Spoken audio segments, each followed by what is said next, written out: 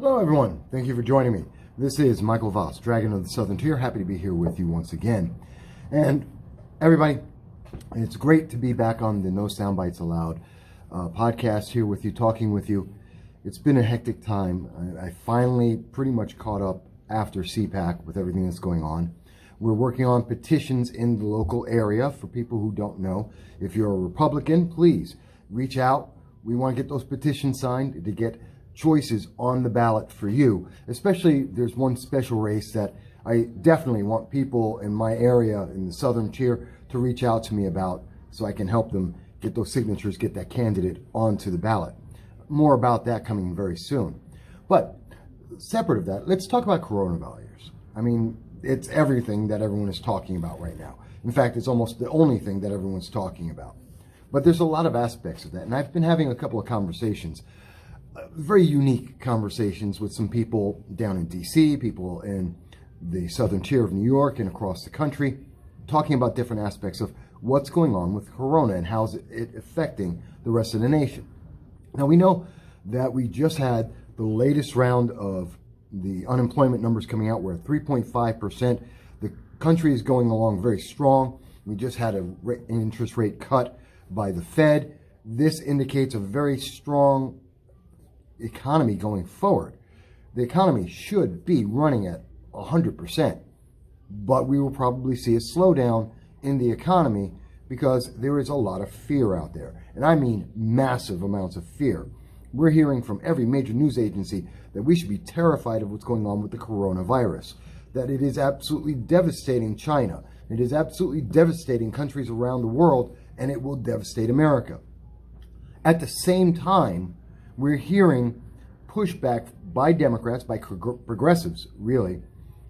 People like Progressive Leaders of Tomorrow, Indivisible New York, the Far Left Citizen Action. These organizations, the far left wing of the Democratic Party, are out there saying, well, we still need to keep open borders. We still need to let everyone come in, that America should have no way of stopping anyone from coming into our country, and that we should expand our Medicare. Bernie has said this himself, that he wants to expand the Medicare and our health care to be able to take care of every illegal immigrant that comes into our nation, because we shouldn't have a border, and you should pay for the health care of anyone and everyone in the world that decides to put one foot on American soil. Which seems very unfair, and it seems a bit absurd. It's not the way that you can contain or control a viral outbreak. And so I have a problem with that. You know, you have people who are infected coming into the nation across borders that they don't want to have exist, infecting unknown numbers of people, and then seeking out health after they've already become afflicted, and the severity, the symptoms start getting severe. It's already too late. But let's say we look at it from a slightly different point of view. How bad is this? I mean, really, how bad is the coronavirus right now? Well, the quite simple answer is there have been 308 cases of the coronavirus, the COVID-19 illness, in 28 states in the United States so far. Of those 308 cases, 17 were 17 of those patients died from the virus, which seems pretty high. Except we have to also take into account, as far as I can tell, in each of those cases, the individual who has suffered was older and having illnesses already existing. They were already compromised in their immune system. The average person who has received this has not died. There are cases all over the country, but what I also notice is, if you look at it, and this is going by the New York Times, by the way, tracking every coronavirus case in the U.S., their full map of this, which is up to date.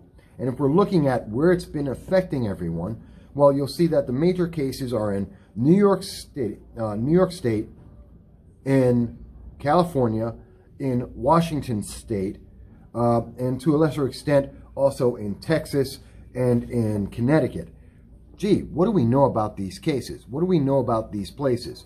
Well, you're talking about California, which is the most porous border of the United States, and illegal aliens are constantly running through, and it's of course centered right around the LA and San Francisco areas, where we have huge concentrations of illegal aliens, and the state government of California doing everything it can to welcome even more illegal immigrants and hide them from the federal government. We see a huge amount of cases here in New York State and New York City where we have another state governor or government that is trying to introduce as many illegal aliens as possible into the state, hiding them from the federal government.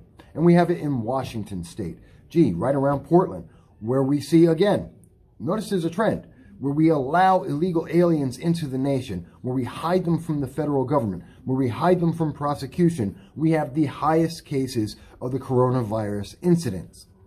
That tells us a lot about this. But when I look at the coronavirus, and I've had this conversation with several friends of mine who are Democrats, I've spoken to several people who are independents, and they've asked me, well, what do you think? Isn't this terrifying? Shouldn't we be scared? Aren't you nervous? And the answer I have to give is no. No, I'm really not. There's 308 cases, which really isn't that much. In a nation of 330 million people, 300 cases is minor. The fact that 17 people have died, please, it is a shame, and I am sorry to hear that 17 people died. That really doesn't amount to anything. That's the number of people who get shot and killed in Chicago in a weekend. That's the number of people who get shot and killed in Detroit or in Baltimore over a week. This isn't a number. And it's sad, and I don't want to belittle the loss of any of the friends or family of the individuals who have died, but in terms of national security, in terms of national concern, it's not there. It's not a number. It really isn't. To say anything else is to lie to ourselves and say that there's something else more, something else going on that's far more important and deadly. It's not there. Now, I'll take a look at this. Do you remember it was last year in August 2019, there was another insane situation going on in the nation that everyone was terrified about. Everyone was worried about. You know what that was? That was the vaping scenario, the vaping illness. That suddenly we had cases all across the nation and everyone was terrified because vaping was going to kill everyone. That everyone who vaped was going to die. Except they didn't. And in fact, what we found out, and this is according to the CDC itself, as updated, last updated as February 18th of 2020, there have been a grand total of 2,807 cases of the vaping illness in the United States, of which there were a grand total of 68 deaths. So you had more people who were infected and more people who died from the vaping illness, which we've finally learned after the government instituted near martial law tactics, especially in New York State, and impinged on the freedoms of people, of the citizens, to protect them. We find out that there were more people who died from vaping than from coronavirus. That says something. And that was something that was across the nation. It was an epidemic, absolute epidemic, and we should be terrified, worried, concerned. Everyone had to be worried about it. No one knew how it was going to affect everyone. Except it didn't, because the hype didn't live up to the truth. But the media needs to sell newspapers. And Democrats need people to be afraid so that they can take away their rights, to take away your freedoms. Because people who vape now have laws against them to restrict their freedom. And that was supposed to give us, save us all. Except the problem was they were using aftermarket products that resulted in using cyanide. That has nothing to do with anything else. You're smoking cyanide. Yeah, it's going to have a negative effect on you. But what about something else that was just as absolutely terrifying? It was around the world. It was infecting people everywhere in the world and killing them. And we had to be terrified. Ebola. In December of 2014, Ebola was coming into the United States. Everyone was terrified. This was going to kill the world. We were going to all die. You know how many cases hit America? 11. 11 cases of Ebola in the United States were reported. 2 people died. 9 people recovered. But everyone was terrified about Ebola. And we were told that it was the next plague and it was going to destroy the world. Now, I know you've seen the memes, you've heard everyone say that, well, you know, the flu is worse than the coronavirus. The flu is worse than Ebola. The flu is worse than vaping. And that's true. I've seen records here that something like 50,000 people a year die in the United States from the flu, which dwarfs what we see both in the numbers of people affected and the number of people who died versus the coronavirus in the United States, and in fact in most of the world. So why are we all worked up about this? Because this gets you terrified. It gets the emotion going. And we know that our government, in particular the progressive movement, needs emotion. Because when you stop thinking about things, they can take control of your lives. They can micromanage you. That's what we saw Bloomberg was all about. He wants to micromanage your life. He wants to control all the aspects of your life. Finally, Democrats rejected him, but instead they're looking at Bernie, very likely. Another individual who wants to control your life. He wants to micromanage everything about you. How much money do you make? Where do you get to spend that money? What the government has control over versus what you get to decide? Okay, let's think of it from a different point of view. You know, what else is going on about this? You know, I had a very interesting conversation with a few people that Ebola is not just something Democrats are doing, because I see Republicans have something on there as well. And there is a big question saying, why is Mike Pence being used to frontline or headline the efforts on the coronavirus? Well, there's two ways to look at this. One is to say that, well, he's got nothing to lose. Mike Pence wants to be president at some point. We have a vaccine that is hopefully going to be available by next year. This is something that if it fails, well, the answer is it's a virus. There's nothing I can do. I can't stop a virus. Laws don't stop a virus from spreading. So Mike Pence has an out. But if the coronavirus turns out to be like Ebola, if it turns out to be like the vaping scare, then it's going to be relatively or massively contained in the United States. And guess what? He's going to look like a hero. Trump is going to look like a hero. And going into 2020 in the election, they're going to do fantastic. That's one of the ways to look at it. Or, and I think that may be the most realistic way to look at it. But there are those who think that, well, it's because, and I've heard this from a few sources, that people are saying, well, Mike Pence may not be there. Mike Pence might be on the way out. That there may be a major change for 2020 on the Republican ticket. And there's a couple of names that have been floating around about who it could be. And depending on where you were when you heard this, it could be about 2-3 people who are being named about this. I won't mention their names right now. I don't want to tie it to any source. But I've heard a couple of people say there's individuals who've already been spoken to at the White House about, well, we're not sure what. And it's not something that's been reported previously to the press. It's just something that people have noticed and talked about. So the question is, would Mike Pence be given the coronavirus, something that is unusual? And is that because they're trying to set up a great win for a Pence-Trump ticket, a defense with the backdrop of a defense that they can't lose because it's a virus and there's no way to control that?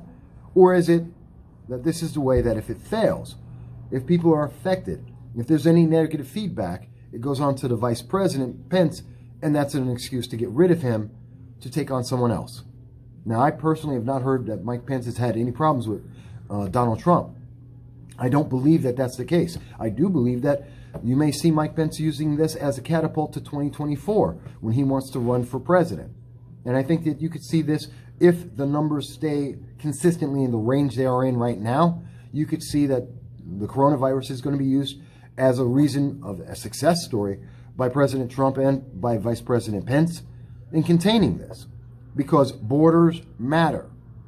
Because taking normal precautions make a difference.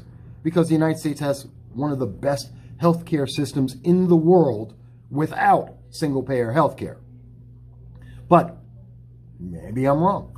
I mean, hey, China has single-payer healthcare, and they are massively devastated by the coronavirus, shutting down cities. And I've heard the numbers that we're getting from China are absolutely incorrect, that they are minimized the impact over there. So much for single-payer health care. It's done such a great job to contain this outbreak. So I have to wonder, what do you think? Is the coronavirus the next big death? Is it the next bubonic plague? Is it going to destroy mankind? Is it going to overwhelm the United States? Of course, it will grow. The numbers will be larger that are affected and die. But is this something that you're terrified about? Do you think it's going to kill you and your family? Let me ask you, do you think that Mike Pence is being used either to bolster the 2020 election or to prepare for the 2014 election? If you had to pick someone to replace Mike Pence as vice president, who would it be? And do you think that anyone is going to pay attention to the idea that open borders and single-payer health care do not stop viral outbreaks, as they have not everywhere else in the world, in particular in China? Let me know what you think about this. My name is Michael Voss. This is No Soundbites Allowed. You can reach me at MV Consult on Twitter. You can reach me at Voss Political Commentary on Facebook. You can reach me on YouTube at No Soundbites Allowed. I look forward to hearing your comments about this, your thoughts about this. I'll include the links that I was looking at so you can review that for yourself. And of course, don't forget about the petitions, because this is that time of year. Guys, I look forward to seeing you soon, and I hope everyone will be well.